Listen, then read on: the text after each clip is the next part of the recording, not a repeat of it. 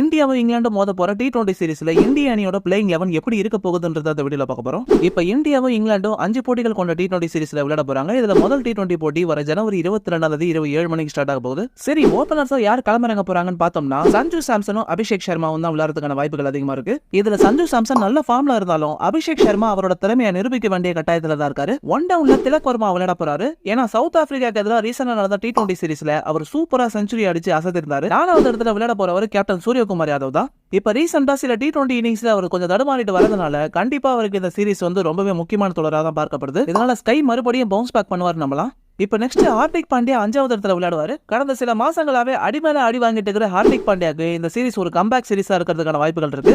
அடுத்ததா ரிங்கு சிங் இல்லனா நிதிஷ்குமார் ரெட்டி. ஆனா என்ன பொறுத்த வரைக்கும் ரிங்கு சிங்கை விட நிதிஷ்குமார் ரெட்டிக்கு தான் வாய்ப்பு கொடுப்பாங்க நான் நினைக்கிறேன். இப்ப ரீசன்ட் ஃபார்ம் மட்டும் இல்லாம நிதிஷ்குமார் ரெட்டி எடுத்துக்கிட்டோம்னா ஒரு ஆல்ரவுண்டரா இருக்கிற காரணத்தினால அவரை செலக்ட் பண்றதுக்கான வாய்ப்புகள் தான் அதிகமா இருக்கு. அடுத்து 7வது இடத்துல இப்ப புதுசா வைஸ் கேப்டனா அப்பாயிண்ட் ஆயிருக்கிற அக்சர் பட்டேல். ஏற்கனவே 2024 T20 வேர்ல்ட் கப்ல 8 விக்கெட்டுகள் எடுத்து கொடுத்து இந்தியாவோட வெற்றிக்கு முக்கிய காரணமா இருந்ததுனால தான் அக்சர் பட்டேலுக்கு இப்ப வைஸ் கேப்டன் பதவி வழங்கப்பட்டிருக்கு. சோ கூடுதல் பொறுப்பு வந்திருக்கிறதுனால அவர் bowling மட்டும் இல்லாம பேட்டிங்லயும் அசத்துவார் நம்பலாம். அடுத்ததா 8வது இடத்துல வாஷிங்டன் சுந்தர் விளையாடுவாரு. இப்ப ரீசெண்டா சில மேட்சஸ் இவருக்கு சுமாரா இருந்துட்டு வரதுனால இந்த சீரிஸ்ல கண்டிப்பா இவர் விக்கெட்ஸ் எடுக்க வேண்டிய கட்டாயத்துல தான் இருக்காரு. அடுத்ததா நல்ல ஃபார்ம்ல இருக்கிற அஷ்தீப் சிங் 9வது இடத்துலயும், ரொம்ப நாள் கழிச்சு கம்பேக் கொடுக்க போற முகமது ஷமி 10வது இடத்துலயும், 11வது இடத்துல சூப்பரா பெர்ஃபார்ம் பண்ணிட்டு வர வருண் சக்கரவர்த்தி விளையாட போறாங்க. இதனால Indian team 2 fast bowlers, Nitish Reddy வில்லனார்னா 2 மீடியம் பேஸ் போடக்கூடிய ஆல்ரவுண்டர்ஸ், இது மட்டும் இல்லாம 2 ஸ்பின் bowling போடக்கூடிய ஆல்ரவுண்டர்ஸ், கூடவே ஒரு மெயின் ஸ்பின்னரோட களமிறங்கிறதுக்கான வாய்ப்புகள் இருக்கு. சோ ஃபைனலா லைன் அப் பார்த்தோம்னா அபிஷேக் சர்மா, சஞ்சு சாம்சன், திலக் வர்மா, சூரியகுமார் யாதவ், ஹார்திக் பாண்டியா, நிதிஷ்குமார் ரெட்டி, அக்சர் பட்டேல், வாஷிங்டன் சுந்தர், வருண் சக்கரவர்த்தி, அர்ஷ்தீப் சிங் மற்றும் முகமது ஷமிலா அந்த ஸ்குவாட்ல இருக்க போறாங்க.